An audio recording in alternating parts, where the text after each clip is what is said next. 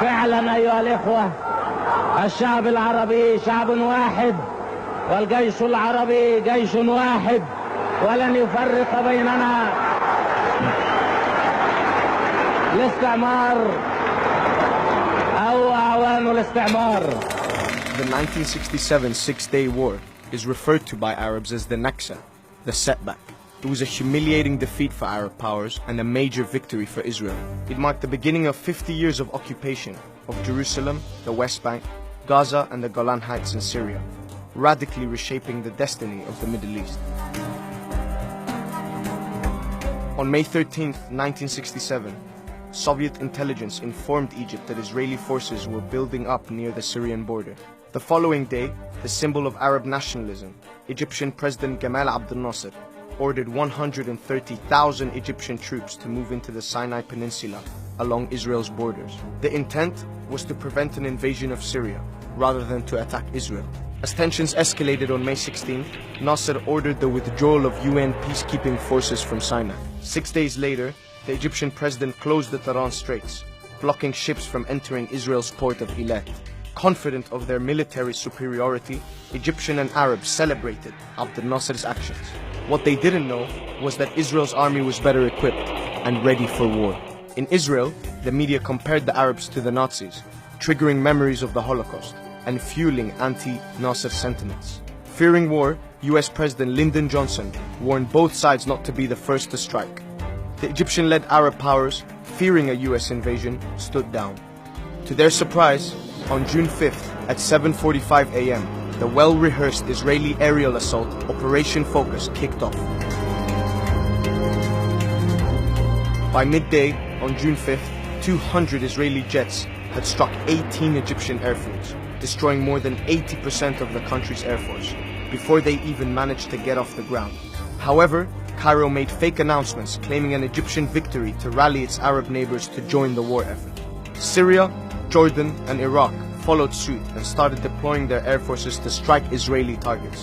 But on the same day, Israel quickly destroyed all of their airfields as well, achieving complete air superiority. Despite not having any air support, the Egyptian soldiers held their defenses in Sinai against the Israeli incursion. Meanwhile, Jordan, under the leadership of King Hussein, had started a small offensive and had reached the hills overlooking southern Jerusalem. But by June 6th, Egyptian Field Marshal Abdel Hakim Amir, having witnessed the might of Israel's air force, ordered the full retreat of Egypt's army from Sinai. Jordan, realizing the severity of Egypt's humiliating retreat, decided to pull back from its positions after minor clashes with the Israelis. By Wednesday, June 7th, Israel had successfully taken over the Jordanian-administered East Jerusalem and West Bank. By the fourth day of the war, Israel had reached the Suez Canal, with full control of the Egyptian-administered Gaza Strip and the entire Sinai Peninsula. Having demolished the Jordanian and Egyptian armies, Syria was now on its own. On the fifth day of the war, Israel ascended the strategic Golan Heights. Syrian soldiers fought the Israeli forces. However, similar to their Egyptian allies, they were let down by the decisions of their leaders. Hafez al-Assad, then defense minister, accepted a UN ceasefire, undermining the ongoing military resistance. By the sixth day of the war, Israel accepted the UN ceasefire as well. But the damage had been done, and the Middle East would never be the same.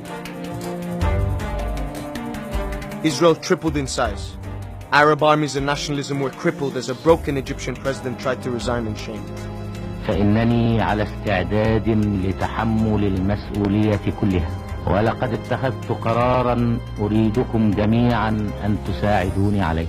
لقد قررت أن أتنحى تماماً ونهائياً عن أي منصب رسمي وأي دور سياسي، وأن أعود إلى صفوف الجماهير وأدي واجبي معها كأي مواطن آخر.